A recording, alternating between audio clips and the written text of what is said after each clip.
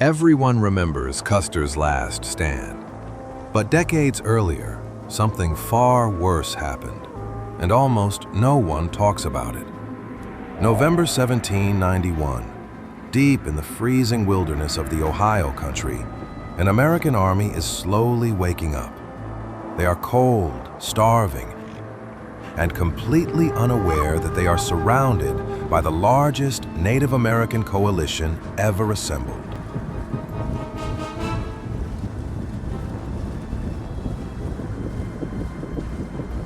Within 3 hours, the snowy forest will turn into a slaughterhouse.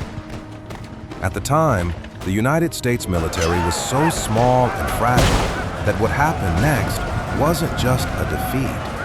It was a national catastrophe. This is the Battle of the Wabash, the worst disaster in the history of the U.S. Army.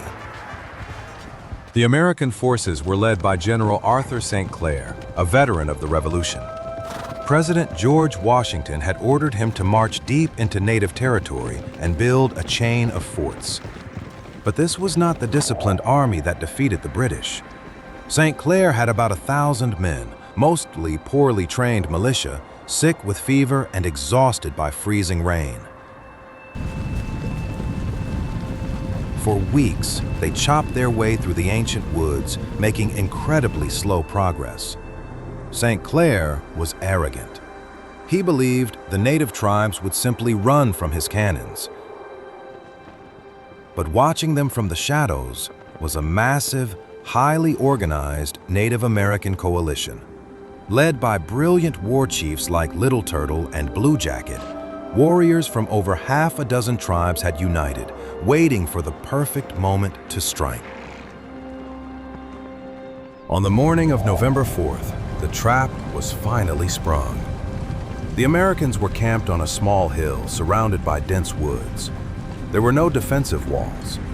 The men had just dismissed from their morning parade and were trying to light fires in the snow.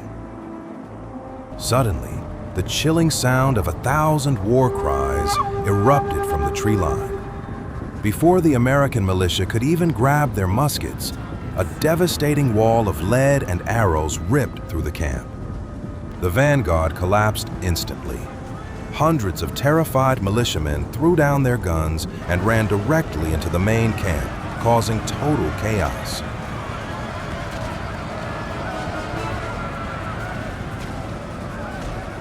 General St. Clair tried desperately to restore order. He had 3 horses shot out from under him, and his clothes were pierced by bullets. He ordered his men into traditional European lines and commanded the artillery to fire into the trees. The cannons roared, blasting massive holes in the forest. But it was completely useless.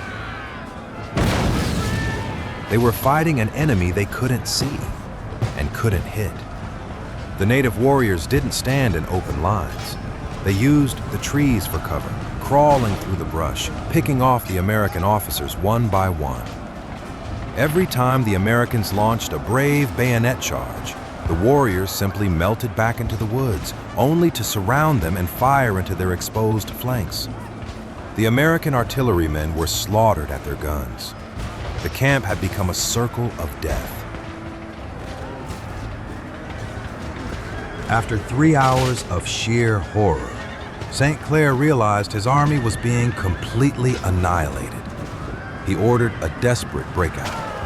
The survivors abandoned their cannons, their supplies, and, tragically, their wounded. They fled for their lives back down the road they had built, pursued by native warriors for miles.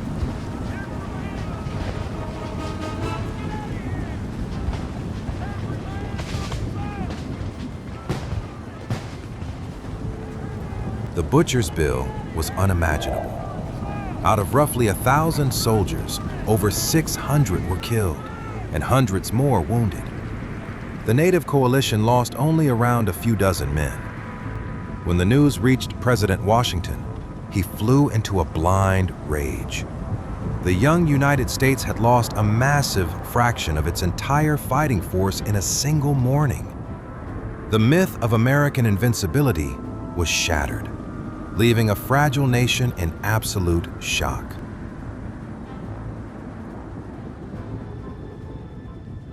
But the United States didn't collapse. The shock of the defeat forced change. George Washington demanded something new, a real army, not militia, not volunteers, a professional force. It became the Legion of the United States, the first of its kind. 3 years later, they marched back into the same wilderness. At the Battle of Fallen Timbers, they faced the same coalition. But this time, the army didn't break. The lines held. The officers stayed alive. The soldiers followed orders. And when they advanced, it was coordinated, disciplined, unstoppable. The Battle of the Wabash remains the worst defeat in American military history. But it forced a brutal lesson, not about courage, about preparation. Because after that day, the United States would never again send an army into the wilderness unready.